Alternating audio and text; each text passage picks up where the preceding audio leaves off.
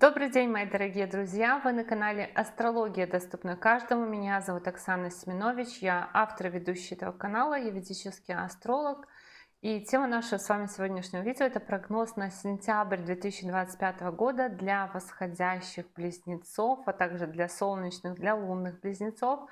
Обратите внимание на небольшие изменения, потому что я переписала, и под каждым видео я пишу, с какого по какое число можно смотреть этот прогноз, и это касается солнечного знака. То есть если вы родились с такой по такую дату, вы видите, что это на знак зодиака Близнецы, значит, если у вас значит, у вас Солнце было по факту по ведической астрологии в Близнецах, и вы тоже можете смотреть прогноз. Но в первую очередь я, конечно, прогнозы снимаю для асцендентных близнецов. Для солнечного знака вы можете смотреть дополнительно, либо если вы не знаете асцендент, свой восходящий знак. Если вы хотите дополнительно, вы можете еще смотреть по знаку Луны. Но чтобы не путаться, первоочередной асцендент. Асцендента не знаем, не знаем точного времени рождения, значит смотрим свой знак Солнца, как написано у меня под каждым видео. Ссылку на видеоинструкцию о том, как построить свой гороскоп в физическом стиле, как узнать свой восходящий знак, я вам сейчас прикреплю в правом верхнем углу. Ссылка будет также в описании, в комментариях к этому видео. В описании, в комментариях к этому видео всегда есть ссылка на мой сайт, где можно записаться ко мне на курс по ведической астрологии, либо на личную консультацию, на составление личного гороскопа.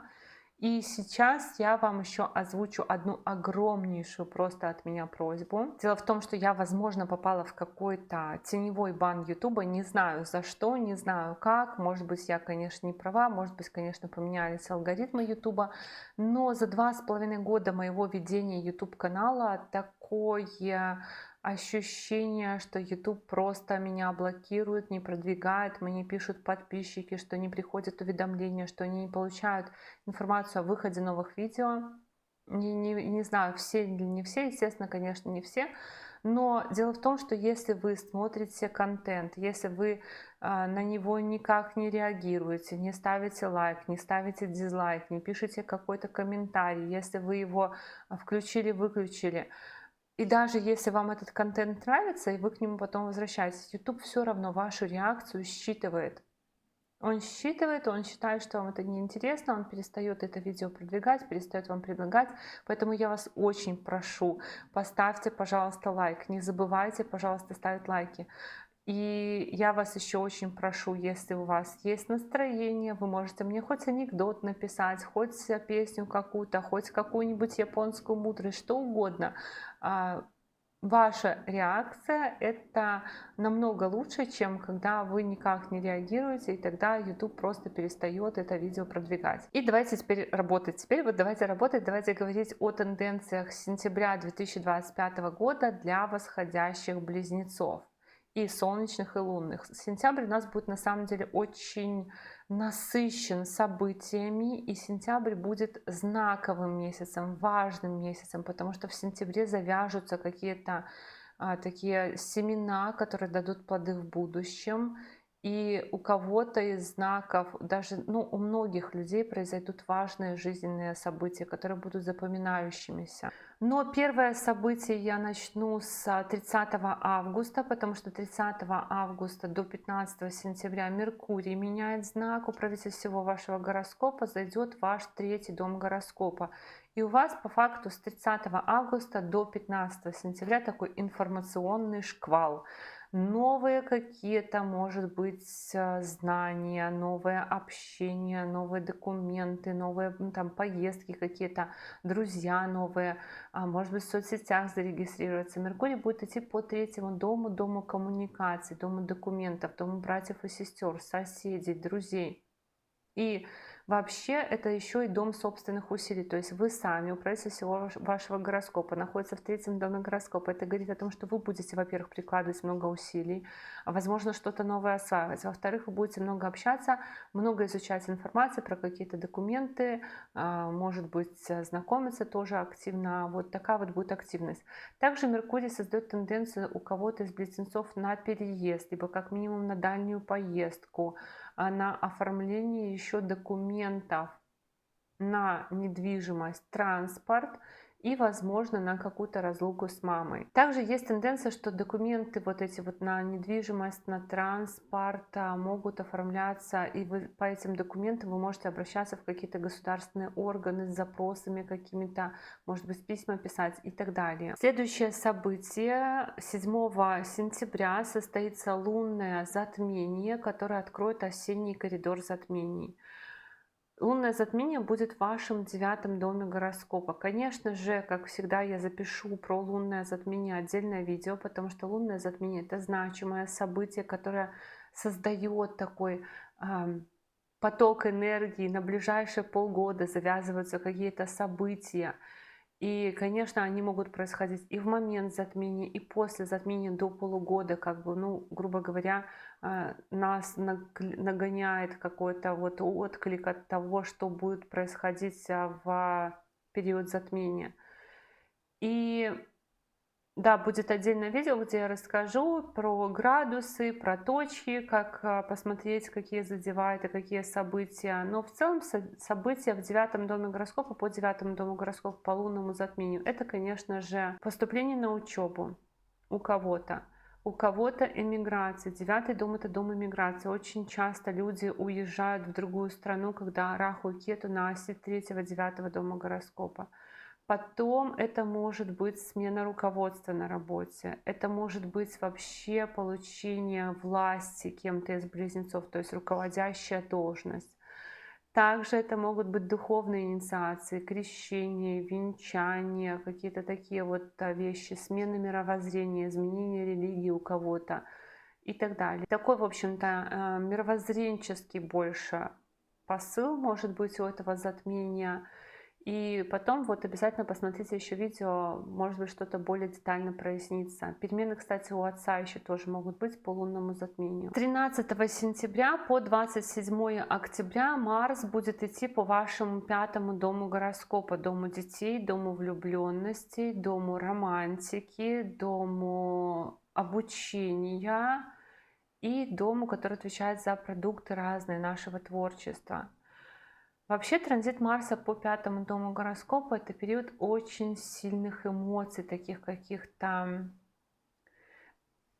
Они могут быть в разную сторону. Но самое главное, что вы должны помнить, что вы можете очень сильно выдавать какую-то эмоцию там, где не нужно выдавать. То есть вам задают вопрос, а вы как-то экспрессивно, импульсивно отвечаете, несоразмерно. Либо вам сообщают какую-то новость, а вы как-то несоразмерно на это реагируете.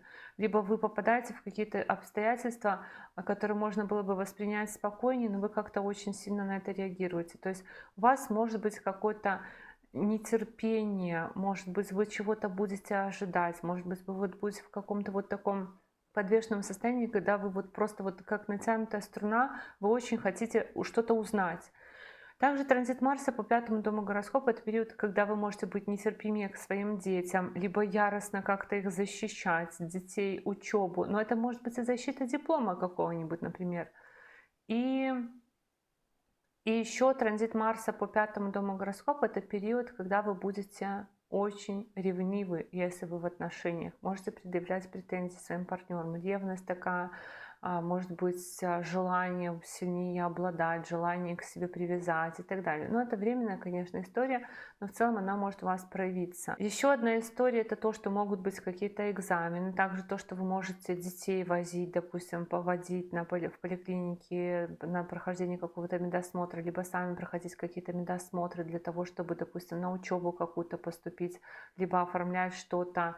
Например, оформлять у пожарников разрешение для своего магазина. Вот, то есть у каких-то таких органов, милиция, пожарные, поликлиники, какие-то судебные дела, вот спрашивать у них там справки, разрешения для учебы, для детей, для продуктов своего творчества, для посещения каких-то мероприятий, например, на отдых едете, вакцину какую-то надо сделать и так далее. И еще Марс указан на то, что вы свои накопления можете тратить на детей, на учебу. То есть, может быть, вы поступили, допустим, и будете оплачивать какую-то учебу там дорогостоящую. И накопления могут тратиться на создание уюта какого-то, на комфорт какой-то. Ну и, конечно, вы, наверное, можете много потратить на какие-то мероприятия, допустим, на спорт поехать, на футбол какой-то посмотреть, на бокс какой-то посмотреть и так далее. С 14 сентября по 9 октября Венера будет по вашему третьему дому гороскопа идти. Третий дом, опять же, тот же самый дом документов, хобби, коротких поездок, друзей, братьев и сестер, соцсетей. Транзит Венеры по третьему дому гороскопа, период такой, у вас есть тенденция передавать какие-то, допустим, книги, посылки, даже, может быть, косметику, одежду из города в город, из страны в страну, получать какие-то посылки, может быть, вы там что-то заказываете. Также, опять же, оформление каких-то документов на детей, на учебу, на творчество, на продукты. Ну, может быть, опять же, это покупка билетов. Венера в третьем доме дает такой флирт в соцсетях, какие-то, может быть, знакомства любовные в соцсетях, может быть, флирт с друзьями. Если кто-то отправляется в командировку, то это может быть в командировке какая-то интрига такая. В общем-то, так, есть еще тенденция на то, что в этот период может что-то нравиться делать руками. Допустим, там взять, сплести какую-нибудь фенечку себе, браслет какой-то, сделать руками украшение, сделать и так далее. То есть здесь еще есть тенденция на то, чтобы немножко заняться таким творчеством ручным. Ну, что-то вот поплести, порезать, повыжигать и все в таком духе. И, кстати, еще могут приехать к вам друзья издалека, которых вы давно не видели. То есть такие могут быть тенденции на встречу с друзьями издалека. С 15 сентября по 3 октября Меркурий будет в вашем четвертом доме гороскопа. То есть управитель всего вашего гороскопа зайдет в четвертый дом гороскопа. И вот это вот такой транзит я в домике. Потому что четвертый дом — это дом внутреннего счастья. Во-первых. Во-вторых, это дом, где мы живем, место, вот наша комната, наша квартира, наш дом, наша земля. И мы как бы закрываемся у себя там в ракушке и сидим. То есть весь фокус на домашние дела. Может быть, на то, чтобы дома там чего-то поперебирать, какие-то коллекции, пыль повытирать. Ну, то есть пыль повытирать — это, конечно, условно. То есть это какая-то инвентаризация домашняя, я бы сказала. Возможно, перебрать одежду, возможно, перебрать какие-то вещи, возможно, перебрать какие-то коллекции, возможно, в целом там посчитать, измерить, дизайн, какой-то проект заказать, то есть измерить, сколько у вас там длина, высота, ширина, что-то там рассчитать, разлинить и так далее. Меркурий в своем собственном знаке будет, это период хороший, укрепляющий для места жительства, для транспорта, у мамы какие-то, может быть, улучшения тоже. Но Меркурий экзальтированный будет и ваш 10-й дом, дом работы и статуса аспектировать, поэтому какие-то может дать и улучшения в работе. Может, не очень значительные, но улучшения должны быть по этому Меркурию. И также может быть еще желание, знаете, поизучать, повыбирать, может быть, квартиру, машину, посчитать там, как купить. У кого-то реально покупка. Но вот такие вот будут подсчеты, что-то в эту тему вы вовлечетесь. И с 16 сентября по 17 октября еще и Солнце зайдет в ваш четвертый дом гороскопа. Солнце как бы проясняет какие-то вопросы, связанные с местом жительства, с транспортом, связанные с недвижимостью, и у мамы какие-то вопросы могут проясниться. Но также Солнце, опять же, тоже дает какие-то перемены в работе. Это может быть переподписание контракта, если вы работаете, смена паспорта, смена какого-то такого документа, который подтверждает вашу личность, водительского удостоверения, что-нибудь такое. И еще Солнце указывает на приезд к вам гостей, допустим, отца, у кого-то отец может приехать, у кого-то могут приехать такие, ну, допустим, яркие какие-то личности, какие-то статусные личности, может быть, старшие родственники, то есть гости какие-то могут приезжать. И по Солнцу еще у вас может какой-то праздник домашний быть организован. То есть вы, может быть, там какой-то праздник будете, мероприятие организовывать, либо у вас дома просто что-то такое будет. А 21 сентября состоится второе затмение осеннего коридора затмений, солнечное затмение. И солнечное затмение у нас будет фактически в вашем четвертом доме гороскопа, потому что Солнце будет в четвертом доме гороскопа. Но практически дело в том, что у нас еще на оси 3-го, 11-го дома гороскопа Раху и Кету, они тоже у нас участвуют в затмениях. И Я думаю, что события могут быть по двум домам, и по четвертому, и по третьему. Вот опять же до полугода, да, эти результаты могут проявляться, но солнечное затмение в четвертом доме гороскопа — это переезды, это покупка-продажа недвижимости, покупка-продажа транспорта, это перемены в жизни мамы, это перемены в психологическом состоянии. Но плюс третий дом — это документы какие-то важные, это может быть хобби какое-то, это может быть дружба какая-то, то есть начало дружбы, перемены у братьев и сестер и так далее. Но про солнечное затмение я тоже запишу отдельное видео, так как это, конечно, очень важная точка года, которая формирует какие-то новые тенденции. Вот так, мои дорогие друзья, такой у нас с вами был прогноз на сентябрь 2025 года для восходящих близнецов. Я благодарю вас за поддержку этого канала в виде ваших лайков, комментариев, обратной связи. Ну а если вы еще не подписаны на этот канал, то, конечно же, приглашаю вас подписываться. И до новых встреч. Пока-пока.